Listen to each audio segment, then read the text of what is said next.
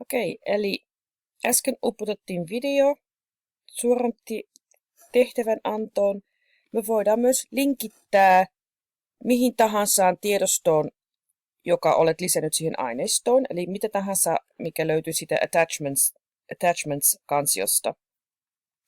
Ja tarvitset siihen tämä koodipätkä, kopioidaan se, Ctrl-C, ja kaikki, mikä on lihavoituna, pitää, tai tiedoston nimi ja pääte pitää käydä tarkistamassa.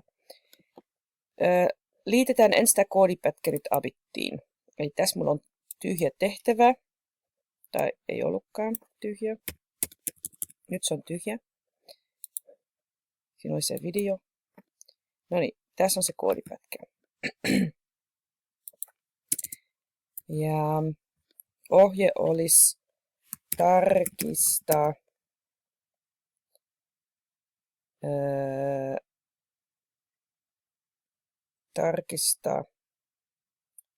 tämä tiedosto ja vastaa sitten kysymyksiin, jos tämän alla on vaikka monivalintakysymyksiä tai me voin luetella tänne kysymys 1, kysymys 2 ja niin edelleen.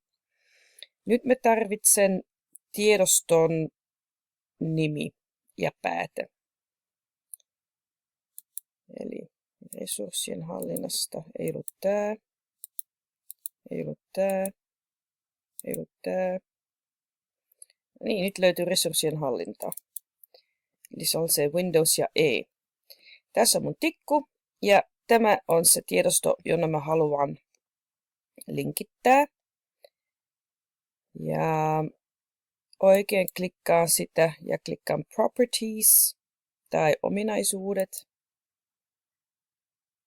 Ja tässä mä näen, että se on .pdf. Mä voin myös klikata täältä näkymä ja Details.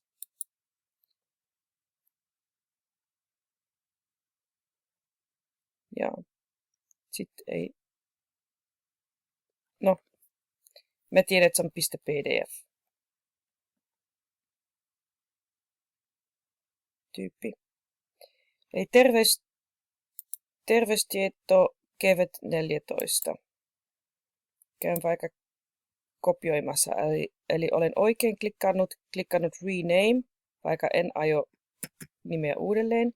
Ctrl-C, näin. Eli tiedoston nimi ja päätä otan täältä pois.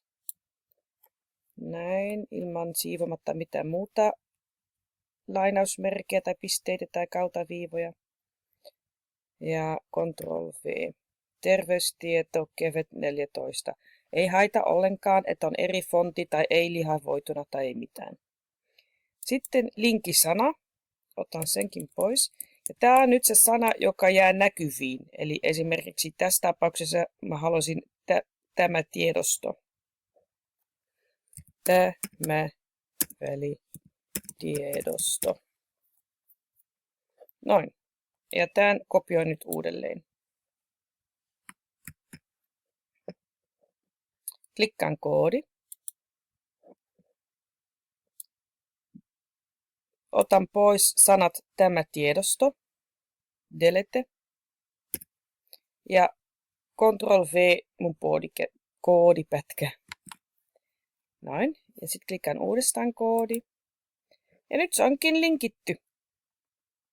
Tehdään tämä uudelleen.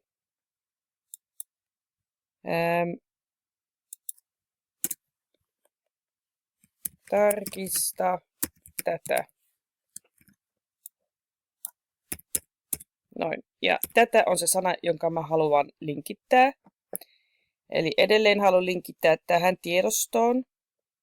Mutta linkkisana on nyt tätä.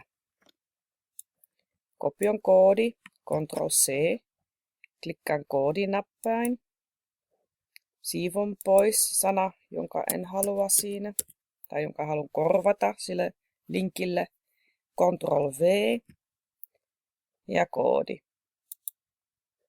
Noin. Sitten voin ottaa tää pois.